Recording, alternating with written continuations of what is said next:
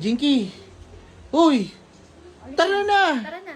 Anong... Ano inaantay ko? Tagal-tagal mo. Magpalit ka man lang ng damit Bakit mo! ako magpapalit? Ganito na nakasasakit naman tayo. Di naman ako bababa. Ay! Jinky! Mahiya ka naman! Tignan mo nga yung suot mo, nakapantulog ka! Bakit ako mahiya? Eh, kasama ko naman ang mister ko. Ano nakakaya doon? Jinky! Magpalit ka ng damit mo! Ayoko! Nakapag-ayos na ako eh. Ganon din naman eh. Para pag-uwi ko, diretso higa na.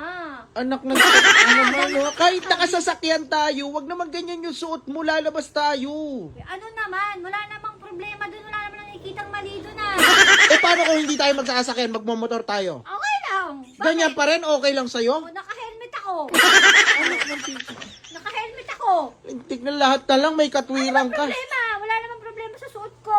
Okay naman ah. Hindi tayo magsasakyan, magmamotor lang tayo. O, di mag-helmet ako.